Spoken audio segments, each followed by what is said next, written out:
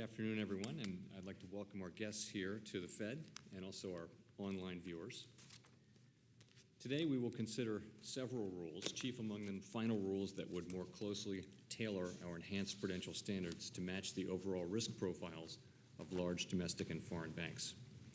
We will also discuss a final rule to tailor our resolution plan requirements and a proposal inviting public comment on changing the fees we charge large banks to cover the cost of supervision under these new standards. In the rules before us, we are applying the discretion granted to us by the Economic Growth, Regulatory Relief, and Consumer Protection Act. In that act, Congress charged the board with tailoring its regulations for firms with less than $250 billion in assets based on factors related to the risks a firm poses. Like the proposed rules we put out for public comment, the final tailoring rules would apply a framework to large banks that sorts them into different categories. And the framework would be generally the same for domestic and foreign banks. U.S. regulators have a long-standing policy of treating foreign banks the same as we treat domestic banks. That is the fair thing to do. It also helps U.S. banks because banking is a global business, and a level playing field at home helps to level the playing field for U.S. banks when they compete abroad. As staff will detail, the framework uses several measures to evaluate the risk of a bank. Size will remain a key factor in our evaluation of a firm's overall risk, but the rules add additional measures of risk to our tailoring framework. These measures include cross-border activity and resilience to runnable funding. Incorporating these risk measures will better capture a firm's overall complexity and risk. This will make our regulations and supervision more risk-sensitive. Our resolution plan rule will use that same framework to better match our requirements to the risks of the firms. The largest firms will continue to file plans every 2 years, as we've been doing recently, while firms with less systemic risk will file plans less frequently. I want to emphasize that all of our rules keep the toughest requirements on the largest and most complex firms because they pose the greatest risks to the financial system and to our economy. Firms that take on less risk will see their regulatory burdens appropriately set to match that risk. In this way, the rules maintain the fundamental strength and resiliency that has been built into our financial system over the past decade. Congress and the American people rightly expect us to achieve an effective and efficient regulatory regime that keeps our financial system strong and protects our economy while imposing no more burden than is necessary. I look forward to hearing staff presentation, and I now turn it over to my colleague, Vice Chair QUARLES. Thank you, Chair Powell. Thanks to everyone for being here, joining us as we consider the draft final rules on tailoring prudential requirements and resolution plan requirements for domestic and foreign banks, as well as the companion stress testing and assessments rules. I'd like to begin first by thanking our staff and the staffs of the Federal Deposit Insurance Corporation and the Office of the Comptroller of the Currency for their hard work and efficiency.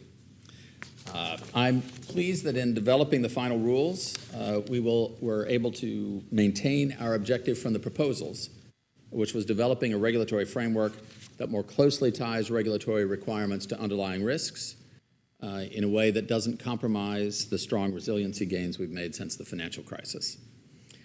It wouldn't have been possible to produce such high-quality work were it not for the open exchange of ideas and openness to feedback that have been evident over the past year. And in particular, I'd like to focus today on 3 reasons why I think this feedback was necessary to our success. First, as I noted, the final rules that the board is considering today were made stronger by our collaborating closely with the FDIC and the OCC. This close collaboration allowed us to benefit from additional expertise on topics such as regulatory capital and liquidity requirements, as well as the special expertise that we've jointly developed with the FDIC in the area of resolution planning. These interagency conversations improved the quality of both the initial proposals that we issued for public comment, as well as the final rules before us today.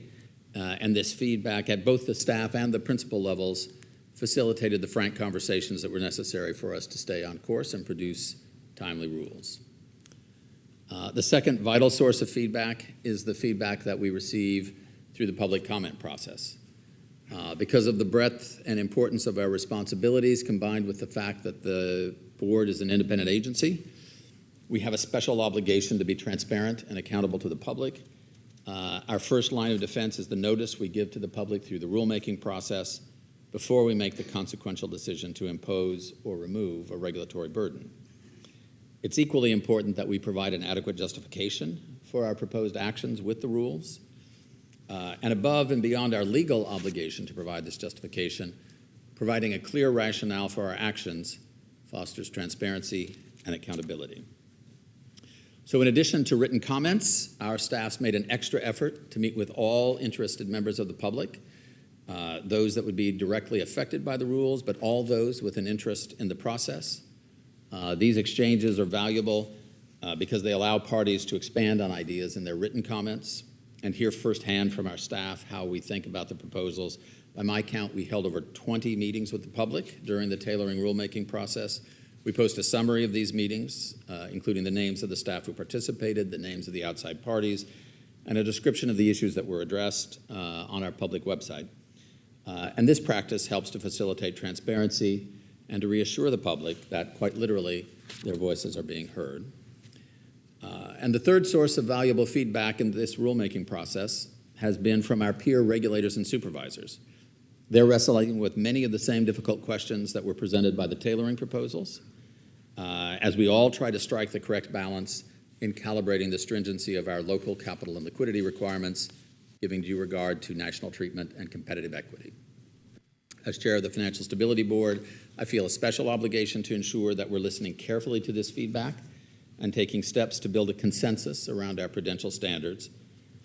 We all benefit when there are clear and consistent standards promulgated by all prudential regulators. So in that regard, we'll be focusing our attention in the coming months on the question of branch liquidity requirements. We received helpful public feedback on this issue in response to questions in the tailoring proposals.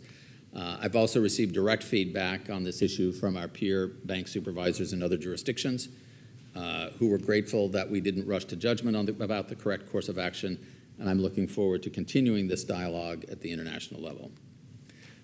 Let me end by noting another area where I believe greater focus on process can help us improve our substantive outcomes, and that's in the area of bank supervision. We've recently taken a number of steps to improve the transparency of our bank supervision practices, such as by publishing a semi-annual report on bank supervision, providing greater transparency around the models we use in stress testing. Just as we did with the tailoring proposals, I'm eager to identify other process improvements to our supervisory framework that wouldn't sacrifice the important strides we've made in resilience since the crisis. And with that, let me turn it over to Michael Gibson, Director of the Division of Supervision and Regulation. Thank you, Vice Chair Quarles.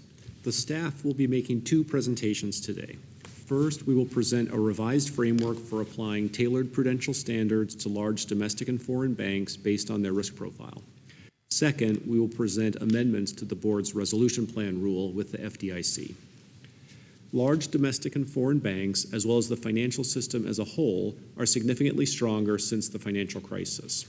There has been more than a doubling of capital and liquidity at large banks, as well as the introduction of tough stress tests and resolution requirements. Consistent with the Economic Growth, Regulatory Relief, and Consumer Protection Act, the rules before you today would maintain that resiliency while better matching our rules to the risks of the firms. In particular, the rules would maintain the most stringent requirements for the largest and most complex firms, or reducing compliance requirements for the smaller and less complex firms. The rules therefore support the important gains made since the financial crisis while improving efficiency. Our first presentation will describe the framework that sorts large firms into 4 categories based on risk indicators. The rules tailor the regulatory requirements with increasingly stringent requirements as risks increase. The revised framework is generally the same for domestic and foreign banks, so it promotes a level playing field. Foreign banks bring important benefits to U.S. markets and have different structures and business models from their domestic counterparts. The final rules take these differences into account for foreign banks. A separate proposal would invite public comment on modifications to how the board charges fees to cover the expenses of supervising and regulating large holding companies. The proposal would align the assessment process with the new categories. After concluding the first discussion on tailoring, our second staff presentation will describe the tailored resolution planning requirements, which would use the categories established by the tailoring rules. The most stringent requirements would be maintained for the largest, most systemically important firms, and requirements would be reduced for firms with less risk. For the first presentation on the tailoring rules, I will turn to my colleagues, Asad Khadija and Mark Hanslick. Thank you, Mike. Post-crisis reforms have increased the resilience of large banking organizations in the financial system. These improvements have resulted in a substantial increase in the quantity and quality of capital and liquidity, a rigorous and dynamic stress testing framework, a reduction in reliance on less stable funding sources, and improvements in resolvability. As part of its ongoing efforts to improve the efficiency of the regulatory framework, the board, along with the OCC and the FDIC, invited public comment on a series of proposals that aim to preserve the resiliency of the financial system while better aligning regulatory requirements with the risk of a banking organization. These proposals also were consistent with the Economic Growth, Regulatory Relief, and Consumer Protection Act. The final rules the board is considering today are largely similar to the proposals, with certain targeted changes in response to comments received. I will describe the framework and the changes from the proposals. My colleague Mark Hanslick will then discuss the requirements that would apply in each category under the framework and the estimated impact of the final rules. Our colleagues will help us answer any questions about specific details following our prepared remarks. The final rules establish a framework for applying prudential standards to U.S. banking organizations, including U.S. bank holding companies and certain savings loan holding companies with $100 billion or more in assets. The framework builds on the board's current practice of tailoring its standards by sorting firms into different categories based on indicators of a firm's risk, including indicators of size, cross-jurisdictional activity, weighted short-term wholesale funding, non-bank assets, and off-balance sheet exposure. These indicators reflect both safety and soundness and financial stability risks. Total asset size provides a simple measure that correlates with the impact of a firm's failure or distress on the financial system, and larger banking organizations also face safety and soundness risks associated with greater managerial and operational complexity. Cross-jurisdictional activity adds operational complexity in normal times and can complicate the ability to conduct an orderly resolution of a firm if it fails, particularly in times of stress. Reliance on short-term wholesale funding provides an indicator of a firm's vulnerability to funding runs, which can rapidly erode the financial position of a firm and can also transmit distress to other market participants, for example, through asset fire sales. Non-bank assets represents a measure of business and operational complexity and can involve a broader range of risks than those associated with purely banking activities. Finally, off-balance sheet exposure reflects risks of activities that can lead to draws on capital and liquidity in times of stress. These indicators would be used to sort large firms into one of four categories, each with its own set of standards. The most stringent set of standards, Category 1, would apply to U.S. global systemically important bank holding companies, or U.S. GSIBs. These firms have the potential to pose the greatest risks to financial stability, and as a result, they remain subject to the most stringent requirements. The second set of standards, Category 2, would apply to firms that are very large or have significant international activity measured as $700 billion or more in total assets or $75 billion or more in cross-jurisdictional activity. The third set of standards, Category 3, would apply to firms that have heightened risk profiles, measured as $250 billion or more in total assets or $75 billion or more in weighted short-term wholesale funding, non-bank assets, or off-balance sheet exposure, but that do not meet the thresholds for Category 1 or Category 2 standards. The final set of standards, Category 4, would apply to firms with $100 billion to $250 billion in total assets that do not meet any of the other risk-based indicators I have described. These firms would be subject to less stringent standards relative to larger and more complex firms. The final rules would apply the same framework to foreign banks as would apply to domestic firms, with certain adjustments to reflect the structure of foreign banks' operations in the United States, consistent with the principle of national treatment and equality of competitive opportunity. Most significantly, the final rules would determine regulatory requirements for a foreign bank based on the risk profile of the foreign bank's U.S. operation rather than on the risk profile of the global consolidated firm. In response to the proposals, the board received approximately 50 comment letters. Some commenters supported the proposed changes. Other commenters asserted that the proposal should have included additional reductions in regulatory requirements, and certain other commenters asserted that the proposals, in reducing certain regulatory requirements, went beyond the changes required by the Economic Growth, Regulatory Relief, and Consumer Protection Act. While the final rules are generally consistent with the proposals, there are certain targeted changes in response to comments. First, the proposals requested comment on a range of calibrations for the reduced liquidity coverage ratio, or LCR requirement, that would apply to firms subject to Category 3 or Category 4 standards of between 70 to 85% of the full requirement. In response to comments and to appropriately tailor requirements, the final rules calibrate the requirement at the top end of the range at 85% for firms subject to Category 3 standards. The calibration would be 70% for firms subject to Category 4 standards that have an increased liquidity risk profile. Next, the foreign bank proposal would have determined the applicability of LCR requirements based on the risk profile of the foreign bank's combined U.S. operations, which would include the foreign bank's U.S. branches and agencies. In response to comments, the final rules would apply this requirement to a foreign bank's U.S. intermediate holding company based on the risk profile of the U.S. intermediate holding company. This change simplifies the framework overall, as requirements that apply to the combined U.S. operations of a foreign bank would be based on the risk profile of its combined U.S. operations, while requirements that apply to a U.S. intermediate holding company will be based on the risk profile of the U.S. intermediate holding company.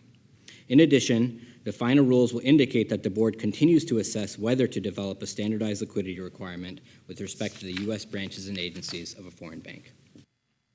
In total, the final rules would largely keep existing requirements in place for the largest and most complex firms subject to Category 1 or 2 standards, while modestly reducing requirements for firms subject to Category 3 standards, and significantly reducing regulatory requirements for firms subject to Category 4 standards as a result of their smaller risk. I will now turn to my colleague, Mark Hanslick, who will discuss the requirements that would apply under each category of standards. Thank you, Asid. As Asid noted, the final rules would establish 4 categories of prudential standards to further differentiate the application of those standards to large domestic and foreign banking organizations. My remarks will summarize the standards that would apply under each category. The visual included in the presentation materials reflects each of these categories of standards, along with our projections of the firms to which they would apply. Starting from the left of the visual, you'll see that Category 1 and 2 standards would be the most stringent. The firms subject to Category 1 standards, U.S. G-SIBs, account for the majority of total banking assets in the United States and have the potential to pose the greatest risk to U.S. financial stability. The existing post-financial crisis framework for U.S. G-SIBs has resulted in significant gains in resiliency and risk management. The final rules would maintain the most stringent standards for these firms. The requirements applicable to firms subject to Category 2 standards, which are reflected in the second column of the visual, would also be generally unchanged. These firms are either very large or have substantial international activity and accordingly would remain subject to very stringent standards under the final rules. Category 3 standards, which are reflected in the third column of the visual, would apply to firms with relatively lower risk profiles as compared to firms in Category 1 or 2, but that show elevated risk as compared to the firms in Category 4. As a result, while these firms would still be subject to enhanced standards, the final rules would modestly reduce the regulatory compliance requirements. With respect to capital, these firms would continue to be subject to risk-based capital and leverage requirements, and the final rules would largely maintain the existing stress testing standards for these firms. For banking organizations subject to Category 3, the final rule would remove the requirement to comply with most internal models-based capital requirements. The models for applying the internal models-based capital requirements require an extensive resource investment by both firms and supervisors. The final rule also would remove the requirement to recognize in regulatory capital unrealized gains and losses on available-for-sale securities. With respect to liquidity, firms in Category 3 would continue to be subject to the LCR rule, internal liquidity stress testing requirements, and enhanced liquidity risk management standards. As Asid mentioned, for foreign banking organizations, the LCR rule would be applied to a U.S. intermediate holding company based on the intermediate holding company's risk profile. By contrast, internal liquidity stress testing requirements and enhanced liquidity risk management standards would continue to apply to a foreign banking organization with respect to its combined U.S. operations, consistent with the existing enhanced prudential standards framework. To better align requirements with risks, firms in Category 3 with relatively less reliance on short-term wholesale funding, that is, firms with less than $75 billion in this type of funding, would be subject to a reduced LCR requirement, calibrated at 85% of the full LCR requirement. Other Category 3 firms would be subject to the full LCR requirement. The final rules would include the most significant reductions in regulatory compliance requirements for firms subject to Category 4 standards, as reflected in the fourth column of the visual. With respect to capital, the final rules would continue to apply the generally applicable risk-based and leverage capital requirements to firms in this category. In addition, the rules would reduce stress testing requirements for these firms. Currently, these firms are required to conduct their own company-run stress test twice a year and are subject to the board's supervisory stress test once a year. Under the final rules, these firms would no longer be required to conduct and publicly report the results of the company-run stress test, and the Federal Reserve would subject these firms to the supervisory stress test on a 2-year cycle, rather than annually. Supervisory stress testing on a 2-year cycle would take into account the risk profile of these firms relative to larger, more complex firms. With respect to liquidity, the final rules generally would remove the current LCR requirement for these firms. However, if a holding company has $50 billion or more in weighted short-term wholesale funding, it would be subject to a reduced LCR requirement, calibrated at 70% of the full LCR requirement. The 70% calibration reflects the lower liquidity risk profile of these firms relative to firms subject to the 85% reduced LCR requirement and those subject to the full LCR requirement. Category 4 standards also include quarterly, rather than monthly, internal liquidity stress testing and simplified liquidity risk management requirements. The firms that would not be subject to LCR requirement have more traditional balance sheet structures, are largely funded by stable deposits, and generally have little reliance on less stable funding. As a result, the internal liquidity stress tests and associated buffer requirement are sufficient to address the liquidity needs of these firms. In general, and as Asad mentioned previously, the final rules would tailor regulatory compliance requirements for firms in accordance with their risk profiles. Next, I will discuss the impact of the final rules. With regard to capital requirements, the final rules would not modify regulatory capital requirements for firms that would be subject to Category 1 or Category 2 standards. For firms that would be subject to Category 3 or Category 4 standards, however, staff expects the final rules to lower capital requirements under current conditions and reduce compliance costs.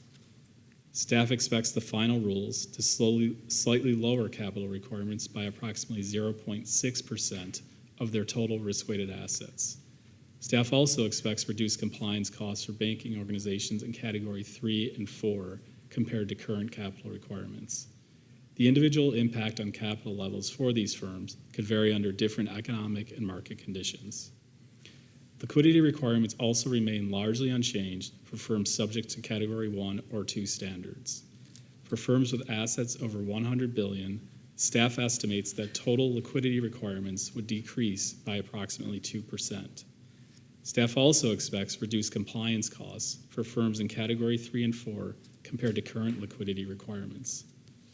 Turning briefly to another matter before the board today, staff is also seeking the board's approval of a separate proposal that would invite public comment on revisions to the methodology for determining the fees imposed on large bank holding companies and savings and loan holding companies for the estimated cost of their supervisory and regulatory programs for these firms, consistent with the Economic Growth, Regulatory Relief, and Consumer Protection Act.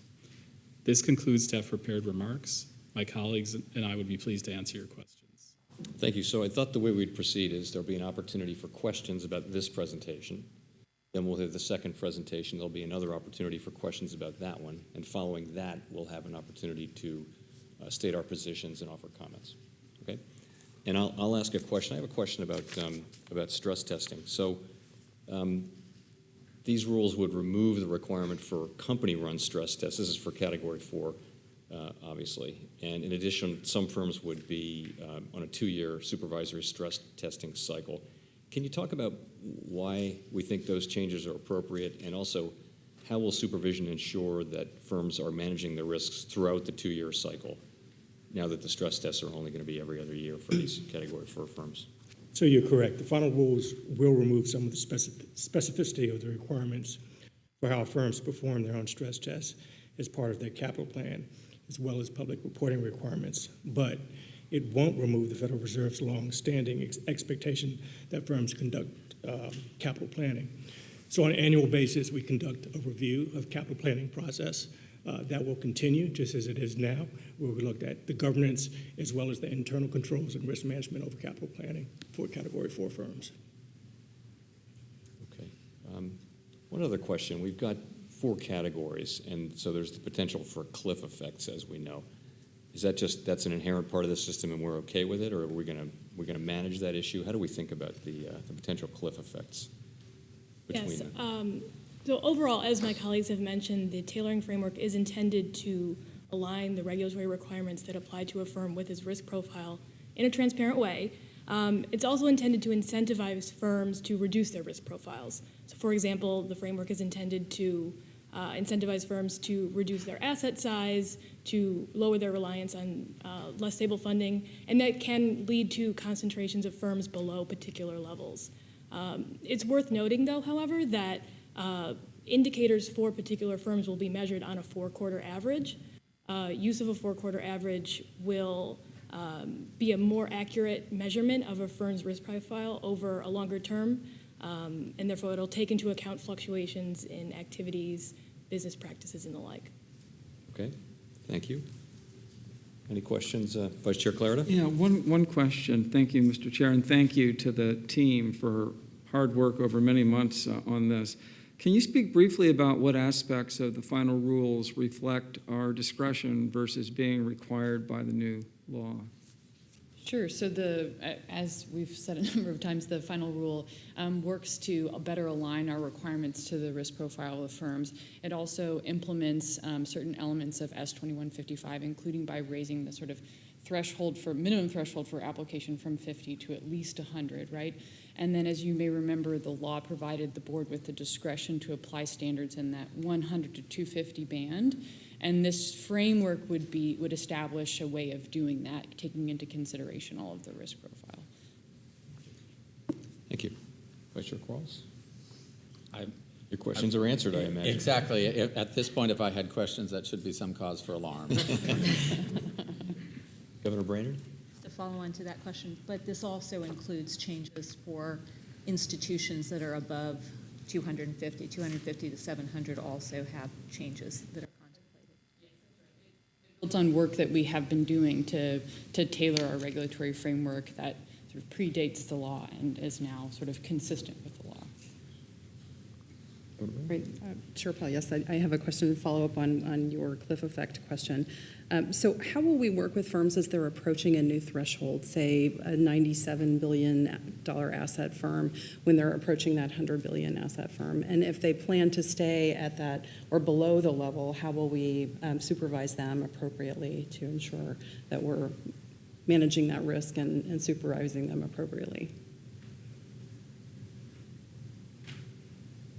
Well, so I think the 4-quarter averaging is intended to give firms a lot of predictability about when they're going to approach and go over the threshold as explained. So it should be possible for the firms to do some planning, and the supervisors would be working with the firms, obviously, to, the extra requirements that are going to come into effect, to make sure those are well understood and that the firms have processes underway. There are some thresholds in the regulations and the laws currently, and we already do that, have those discussions with firms to help them manage that. If a firm is managing to stay just below a threshold, then they'll be subject to the lower requirements, and we would be expecting that our supervisors would be sensitive to firms that have told us they're planning to grow over the threshold, and we'll be, asking some questions to those firms about how they're planning to come in compliance with the new requirements. If firms are telling us they're planning to stay below the threshold, then we wouldn't. Thank you. Great. Thank you. No further questions. Mike, back to you for the second presentation. Okay, we'll now have the second staff presentation on the resolution plan rule, and the presenters are Katie Ballantyne and Steve Bone. Thank you. The Dodd-Frank Act requires certain domestic and foreign firms to submit resolution plans to the board and the FDIC. Resolution plans, commonly known as living wills, describe a firm's strategy for orderly resolution under bankruptcy in the event of material financial distress. In April 2019, the board and the FDIC invited comment on a proposal to amend the resolution planning rule. The proposal was designed to tailor application of the resolution planning rule based on firm size, complexity, and scope of operations. The final rule under consideration by the board today maintains the most stringent requirements for firms whose material financial distress or failure would pose the highest degree of risk to U.S. financial stability, and tailors the requirements for other firms commensurate with their resolution risk profile, activities, and resolution strategies. The final rule is largely similar to the proposal, with a few changes made in response to comments. I will describe the submission cycles and resolution plan filing groups under the final rule, and Steve Bowne will then explain the content of full, targeted, and reduced plans under the final rule and key differences between the proposal and the final rule. Like the proposal, the final rule would modify the current annual filing requirement by providing each filer at least 2 years between resolution plan submissions. Under the current rule, the agencies have regularly needed to extend the annual requirement to provide additional time for plan preparation and review. The final rule's longer filing cycles are expected to allow sufficient time for the agencies to develop feedback and for the firms to incorporate the feedback in their future submissions. Commenters supported elimination of the annual filing requirement. The largest, most complex firms will have a 2-year cycle consistent with current practice, and all of the other filers will have a 3-year cycle. I direct your attention to the first page of the resolution presentation materials and Exhibit A, entitled Expected Resolution Plan Filing Groups. The first filing group is the U.S. GSIBs, firms subject to Category 1 standards. These are the firms in the far left column of the visual. The U.S. GSIBs would submit a plan every other year, alternating between full and targeted plans. The 2-year submission cycle would formalize the agency's current practice for the U.S. GSIBs. And as Steve will discuss in more detail, staff believe the targeted plan elements constitute the key information needed to assess firms' resolvability. The next filing group is firms subject to Category 2 or Category 3 standards, the middle column on the visual. These firms would file a resolution plan every 3 years. Like the U.S. GSIBs, these firms' resolution plan submissions would alternate between full and targeted plans. Compared to the U.S. GSIBs, the domestic and foreign firms in this group are generally smaller and engage in less complex activities with a lower systemic risk profile. Accordingly, the final rule adopts a longer filing cycle for these firms while retaining the full and targeted plan requirements. The third group is foreign firms with $250 billion or more in global assets, not subject to Category 1, 2, or 3 standards. They would file reduced plans every 3 years. Most of these firms have a limited U.S. presence. Given their limited U.S. operations and fewer interconnections with other U.S. market participants, the final rule retains the proposal's longer filing cycle. Like the proposal, the final rule would no longer apply resolution planning requirements to smaller and less complex domestic and foreign firms with total assets less than $250 billion and risk-based indicators below the Category 1, 2, or 3 thresholds. In reviewing these firms' previous plan submissions, the agencies have not identified deficiencies or shortcomings that required remediation.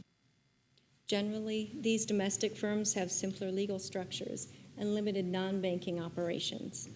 The foreign firms in this group generally have limited U.S. operations, often consisting of a single branch, which would not be resolved through bankruptcy. Accordingly, resolution plan submissions do not seem warranted given these firms' limited U.S. presence and activities. Consistent with the proposal, the final rule also includes changes to the provisions of the rule regarding critical operations, including a new requirement that firms develop and maintain a process to assess periodically whether their operations are critical to U.S. financial stability. These changes are intended to improve the identification of critical operations. I will now turn to my colleague Steve Bowman, who will discuss the content of resolution plan submissions. Thank you, Katie.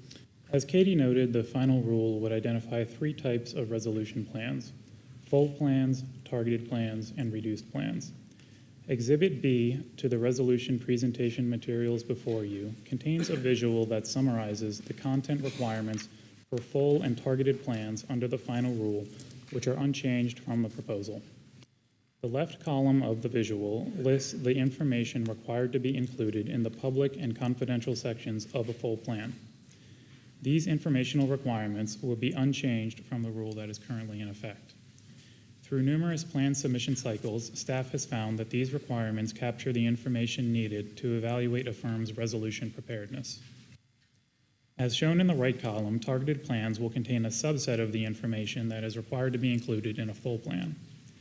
The elements for a targeted plan were selected because staff believe they constitute the information that is most important to assessing firms' resolvability. In particular, this includes information regarding capital, liquidity, and the firm's plan for executing a recapitalization, as well as any material changes that have occurred to the firm since its prior plan submission.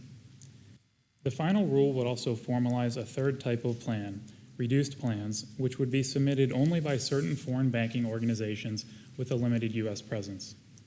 Because these firms generally have small or relatively simple U.S. operations, staff believe there is less risk to U.S. financial stability from their material distress or failure. Accordingly, they would file an initial full plan followed by reduced plans that would include only material changes since their previous filing. Moving on from the visual, I will now briefly describe some of the changes to the proposal based on public comments. The agencies received 14 comment letters on the proposal. Many of the commenters expressed support for the proposal's changes to the resolution plan rule, while some expressed concerns that the changes might go too far. Several commenters asserted that the final rule should require the agencies to provide feedback to firms within 1 year following a resolution plan submission, and should also require the agencies to provide at least 12 months advance notice when taking actions that would affect informational content requirements or resolution plan submission dates. Staff believe that these changes would improve the rule by providing additional certainty and predictability about resolution planning requirements. Accordingly, the final rule would include these changes. The agencies also received comments regarding their proposal to introduce new procedures by which a firm could request that the agencies change certain informational requirements for a full resolution plan. The purpose of allowing these requests would have been to facilitate tailoring of informational content requirements to individual firms. Under the proposal, such requests would have been deemed approved unless the agencies jointly denied them within 6 months. In response to this element of the proposal, some commenters expressed concern that the new process might inappropriately reduce informational content requirements for some filers. On the other hand, some commenters generally supported the new process, but also asserted that the agencies should have done more to tailor informational content requirements between U.S. GSIBs and other filers. To address the concerns raised by commenters, the final rule would make 2 changes to the proposed process. First, the process would not be available to the U.S. GSIBs, but only to other filers. Second, these requests would require the joint approval of both the board and the FDIC. Staff believe that the first change would create a clear distinction between the U.S. GSIBs and other filers and would help to ensure that the U.S. GSIBs continue to submit the most detailed resolution plans under the final rule. Requiring joint agency approval of these requests would be consistent with other provisions of the rule, which generally require joint agency approval. That concludes our summary of the final resolution plan rule and the major changes from the proposal. We welcome any questions that you may have. Thanks very much. Can you, Steve, maybe say a little more about the what's not in the targeted plans, and what sort of test did you apply to exclude things, and do you feel that we will have lost any understanding of resolvability by the things we've excluded? If you could just talk a little more detail about, how we thought about that difference. Yes, so the targeted plan would not include certain information that would be in a full plan that tends to remain relatively static from one submission to the next. And so examples of those sections of the plan could include corporate governance processes for approving a resolution plan, or management information systems, or certain information about organizational structure. However, the targeted plan would be required to describe material changes that have occurred to the firm since its last submission, and any changes that would result to its plan as a result. It would have materially affected the plan, in effect. That's right. And so it's that catch-all that we think would help to ensure that the targeted plan doesn't omit important information, notwithstanding the reduced requirements. Okay, thank you. Any further questions? Vice Chair Clarida? Yes, thank you, Chair Powell. How does the final rule fit in with the board's previous work on resolution planning? The final rule can be viewed as continuing our current practice because it maintains the 2-year filing cycle, the current guidance, and all the informational requirements for the full plan. For other filers, the final rule tailors application of the requirement based on the relative degree of risk a firm's failure could pose to U.S. financial stability. Thanks. Governor Brandon, questions? No? Governor Bowman? I do have a question. A provision was added in the final rule that wasn't included in the initial proposal regarding the timing of our feedback on a firm's resolution plan. That provision requires that our feedback be provided 1 year prior to the resolution plan filing deadline.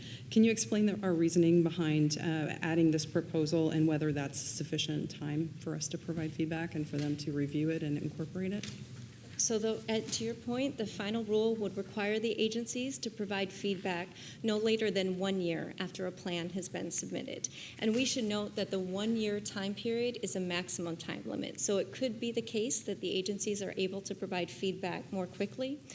Based on the agency's experience implementing the resolution planning requirements over the past 7 years, the agencies expect that 1 year will be sufficient time for plan review going forward. And in recent cases, the agencies were able to provide feedback within 6 months. So the agencies would strive to continue that trend under the final rule. Okay, if no further questions, then what I'd like to do now is turn to individual board members to get your position on each of the 3 proposals, plus any comments you may like to offer. And again, there are 3 proposals. There's the tailoring final rule, there's the final resolution plan rule, and there's the assessments proposed rule. So if you could state positions on those, beginning with Vice Chair Clarida, and any comments you may have. Chair Powell, I support the tailoring final rules as delineated here, and the resolution plan final rule and the assessment proposed rule. Thank you. Vice Chair for Supervision, QUARLES. Yes. So I support all 3, tailoring, resolution, and assessments. I think on the tailoring final rule, I think it's very careful in how it tailors regulation to the actual risk that's posed. Minimal effect on either capital or liquidity. It's less than, it's a few tenths of a percentage point on capital. It's a couple of percentage points on liquidity.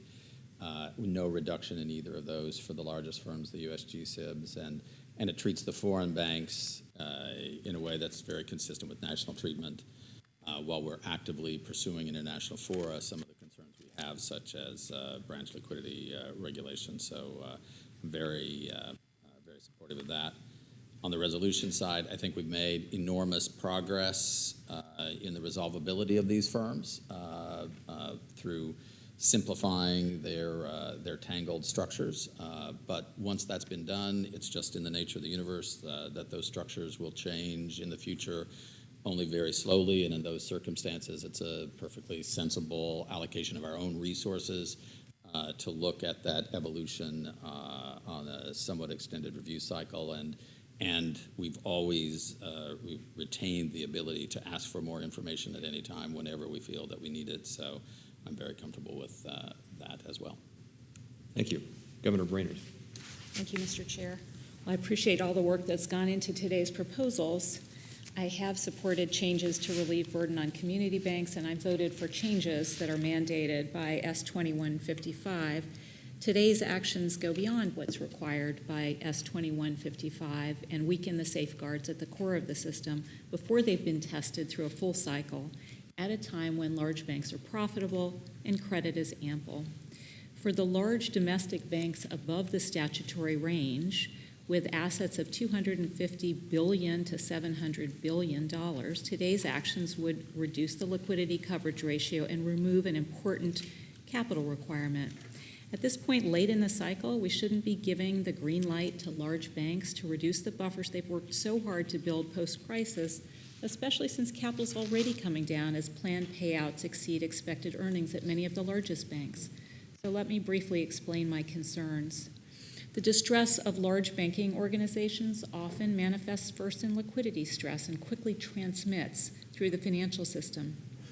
In the crisis, liquidity stress at two large, non-complex banks in the 100 to 250 billion size range necessitated distress acquisitions, and the failure of a large bank with roughly 300 billion in assets due to insufficient liquid resources triggered spillovers and required extraordinary measures.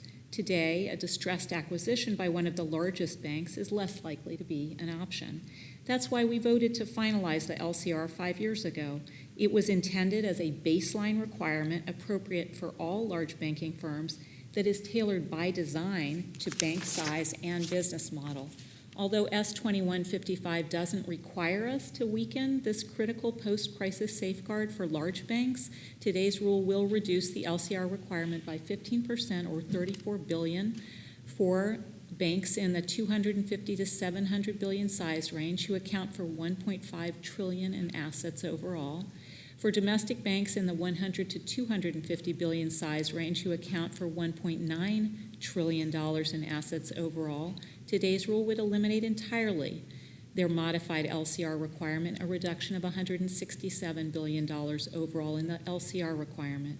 And unlike internal buffers, the LCR is simple, it's visible, and it's standardized, which is intended to increase market confidence. Turning to foreign banks, the crisis demonstrated clearly that their combined U.S. operations can pose important risks here in the U.S.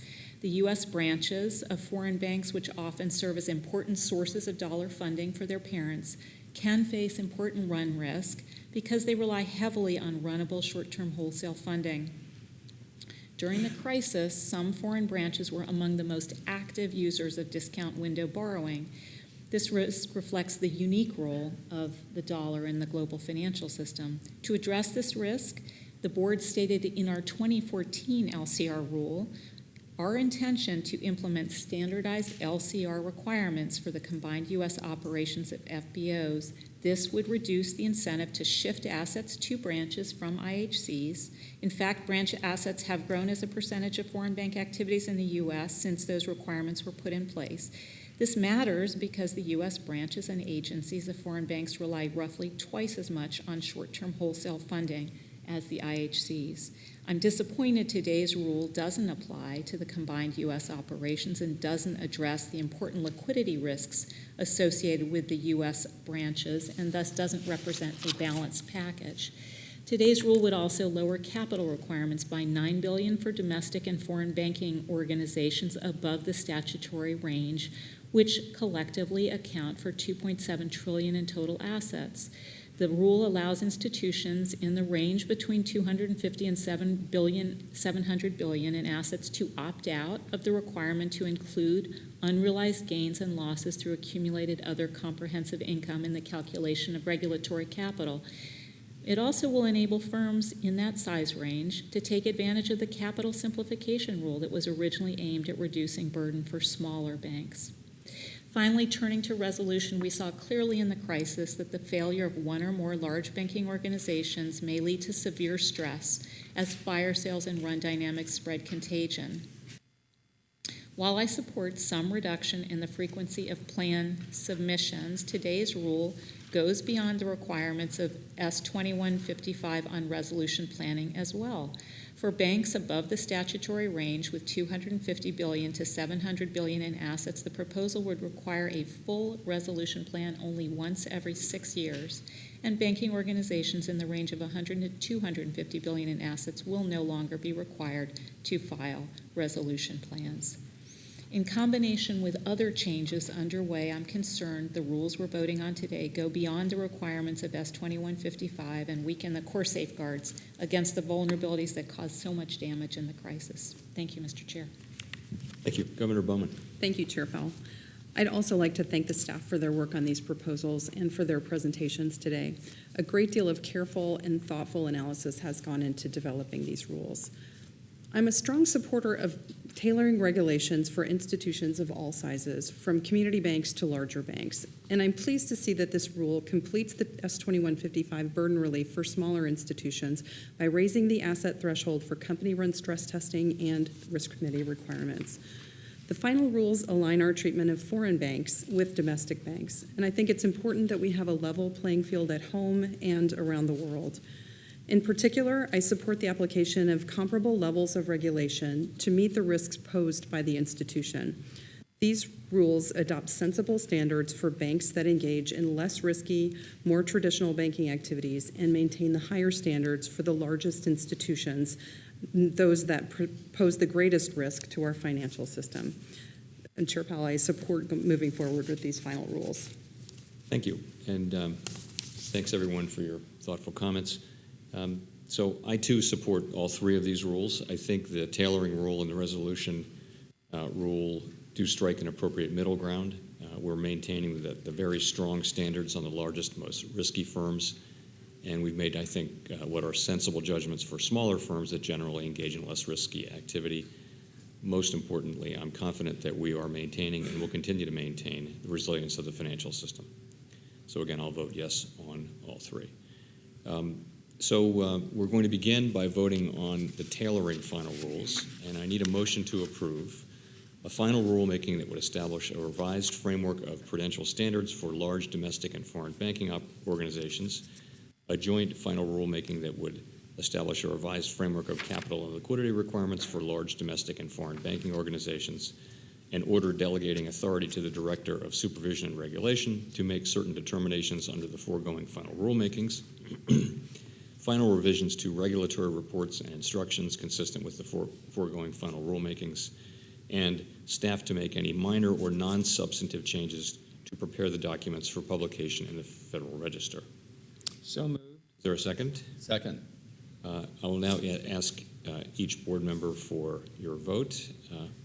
Vice Chair Clare? Yes. Chair QUARLES? Yes. Governor Brainerd? No. Governor Bowman? Yes. And I vote yes as well. Second, we'll vote on the resolution plan rule.